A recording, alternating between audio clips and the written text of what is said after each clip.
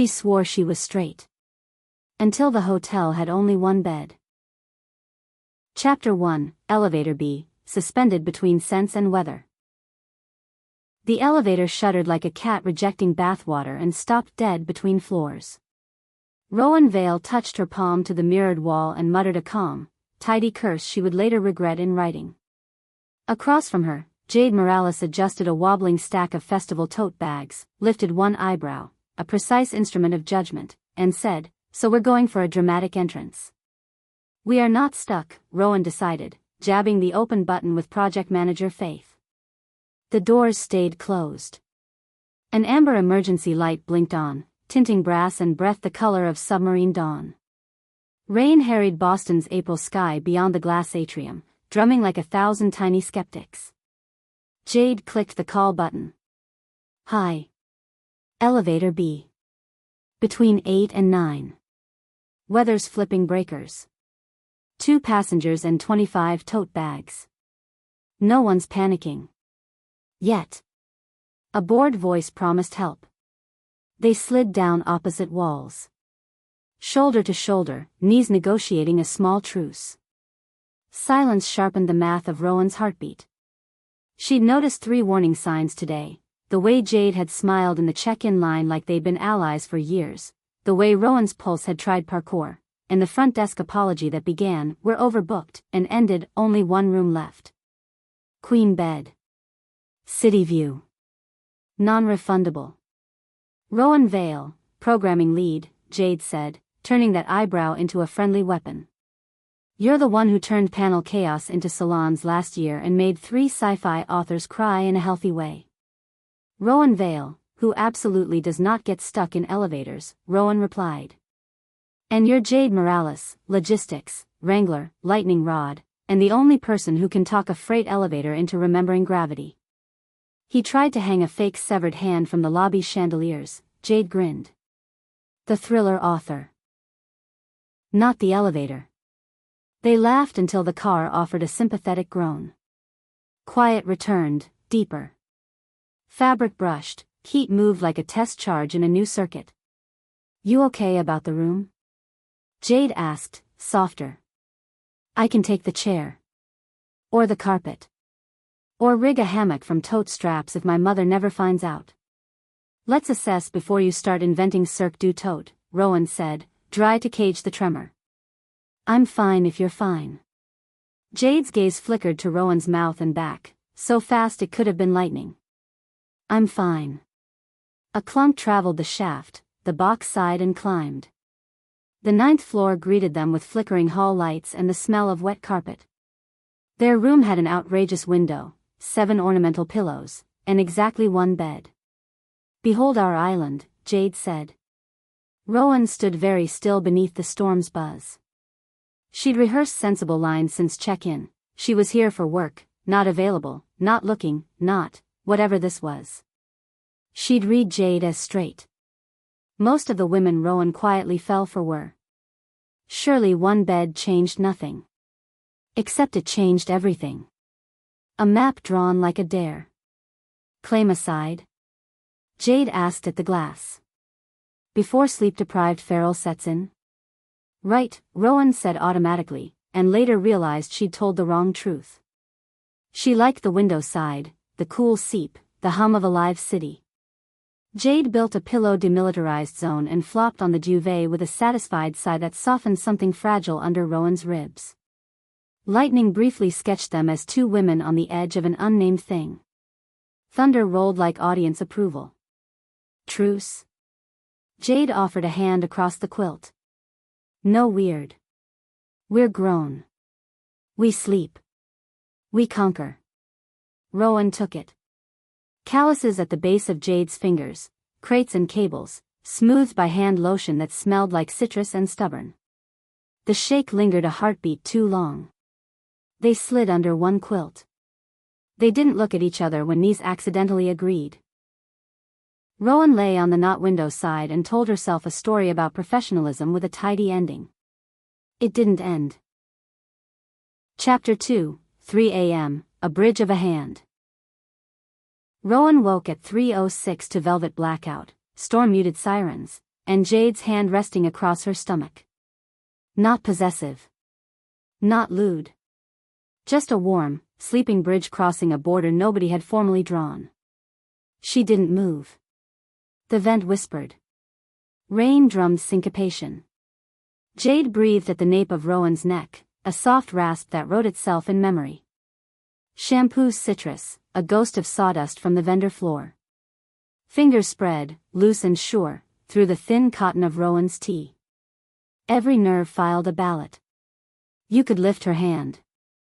Roll away. Build neat columns where mess threatens, said the sensible committee. Or you could stop lying to yourself, said the other committee, the one that had sat shoulder to shoulder in elevator B and recognized how Jade's laugh softened the small, important muscles beside her eyes. Jade, Rowan whispered, because not saying the name felt like a different kind of lie. The hand stilled, lifted, hovered.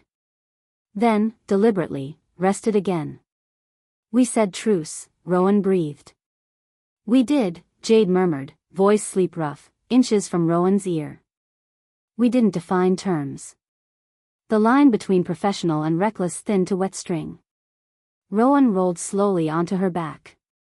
Jade mirrored her, propped on an elbow, hair haloed, lightning turning her cheekbones into a dissertation on intent.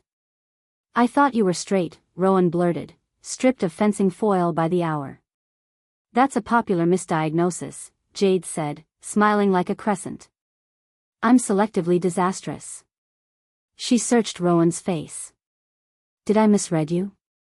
Rowan's laugh broke and remade itself. Probably not. Jade's fingertip traced Rowan's sleeve hem, careful as a question asked in a language without words. Rowan's hand found Jade's hip beneath the quilt. Heat through cotton, a boundary drawn like an invitation. If we start, Rowan said, are we lighting the whole building on fire? Maybe, Jade said, honest. But my family keeps an extinguisher under every sink. Of course you do, Rowan smiled, helpless. Of course I do, Jade answered, and kissed her. It wasn't cinematic. It was soft, terrifying, unguarded, the opposite of the armor Rowan buttoned each morning with her badge. Jade tasted like contraband gummy bears smuggled to midnight volunteers. Rowan exhaled into the kiss like she'd been holding her breath since her first festival season. They didn't debrief. They didn't bullet point feelings. Foreheads touched, breaths climbed down from the roof. Hi, Jade said, ridiculous, necessary. Hi, Rowan echoed. They didn't scandalize housekeeping. They talked like teenagers about being understood, messy families, the poetry of load-in, the single basil plant Rowan failed and revived 3 times, Jade's habit of buying a screwdriver in every city until her suitcase rattled like useful bones. Dawn moved the room from black to gray to pale. At 7:15, a buzz. Keynote delayed. Can programming advise? Rowan kissed Jade's knuckles. Back to reality. I can carry reality, Jade said, eyes half opened, fond. You steer. Chapter 3, Triage with Coffee and Croissants. Reality required coffee, triage, and a miracle. Rowan braided her hair with battlefield efficiency and wore her lanyard like armor. Jade appeared with 2 paper cups and a headset, volunteers orbiting her like dependable moons. Peace offering, she said, parking Rowan's fuel by the spreadsheet. Black. Sugar enough to end a mortal. You're a menace. Yeah, Jade said, casual as a match near gasoline, but I'm your menace. Laughter tried to escape professionalism. Labels could wait. Schedules could not. They worked. Rooms rerouted. Panels resequenced. A hotel AV tech insisted gain structure was a moral stance. Rowan negotiated him into pragmatism. Jade's suite talked a stubborn freight elevator and convinced a bakery to deliver 200 emergency croissants by 9 o'clock. By 10:20, the replacement keynote, a craft-obsessed essayist with a gold tooth and a voice like lamplight, had the ballroom breathing in unison. In the back, shoulder to shoulder, Jade leaned just close enough. So, last night. Yes, Rowan said, clipboard steadying hands. Are we compartmentalizing it away? Do you want me to? No, Jade said. No apology. But I'll match your pace. I don't need slow, Rowan said. I need honest. Boundaries. And lunch. Lunch I can do, Jade whispered, mouth hitching. Boundaries we co-author. Honest, Rowan said, meeting her eyes. Applause rose like weather. Work poured back in. By 2, a truck shipment went missing. Jade wrestled a dispatcher while Rowan flanked a panel on trope surgery. At 4, sun broke, the glass atrium threw light like confetti. At 5, an email, concern about conduct unbecoming. A volunteer saw something. The phrasing smelled like damp closets. Rowan read it twice, didn't flush, and went looking for Jade. She found her on the mezzanine, kneeling beside a broken pop-up banner with a strip of gaffer tape and an attitude. Jade scanned the screen, whistled low. They're fast. I don't want to be hurt, Rowan said, the sentence leaving faster than fear. Then we make a plan. Jade's voice steadied. What do they actually know? That the hotel overbooked and we share a room. That we survived an elevator. That we did our jobs. And maybe, Jade said, rueful, that we make eye contact like the bed is loud. It is loud, Rowan said, smiling despite the ache. We can swap rooms. Don't you dare dignify a damp, nosy email by rearranging your life so someone can feel taller, Jade said. We owe professionalism. We don't owe closets. Rowan's chest warmed where panic had lived. Co-authoring boundaries? Jade stepped close, no touching, no hiding. Boundary 1, we do the job better than anyone. Boundary 2, we tell the truth if asked, lying wrecks my skin. Boundary 3, her voice dipped, eyes bright. Tonight I take the window side. You like the window side? I live for the window side. Then it's yours, Rowan said, and felt something reverent loosen in Jade's grin. A volunteer sprinted past to report the horror panel riot was going great. When he vanished, Jade tapped Rowan's sleeve. You aren't alone, she said, simple as a screwdriver in a pocket. We'll handle the board. The gossip. And we keep the bed. Rowan nodded. Daylight painted the river green. We keep the bed. Chapter 4, Grease, Neon, and Permission. By evening the city had been rinsed and relit. Schedules clicked, panels exhaled. Rowan found Jade at the mezzanine railing watching barges crawl the river like stubborn thoughts. They corner you? Jade asked. Not yet. They'll deliberate whether professionalism includes personal lives. Rowan's mouth twisted. Do you want quiet? Rowan had been careful for years. Reversible. Unweaponizable. But the thing in her chest now had Jade's shape and didn't feel like a mistake. No, she said. I don't. Jade laced their fingers on the rail. Not fireworks. Just choice. Dinner? Jade offered. Within a 5-block radius. My bravery ends at rush hour. Grease, Rowan bargained. Enough to undo all virtue. Blessed be, Jade said. Neon lobster sign. Burgers. Laughter pried from fatigue. They returned to the ridiculous pirate headboard. No truce handshake. Jade lifted the duvet and patted the place beside her like it had been hers for months. Rowan slid in. It felt easier. Not because fear was gone, but because it wore a name. When Jade leaned in, Rowan met her halfway, answer, not question. The storm had left, but the room remembered. Chapter 5. Image control and window rights. Morning, volunteers sprinting, glittery boots, coffee evaporating. Rowan coaxed spreadsheets, Jade distributed headsets and miracles. Coffee, Jade said, delivering weaponized kindness. And a reminder to eat. You're relentless. You like that. She did. She also braced, because Mrs. Hardwick, the board chair whose pearls doubled as gavel, intercepted her by the ficus.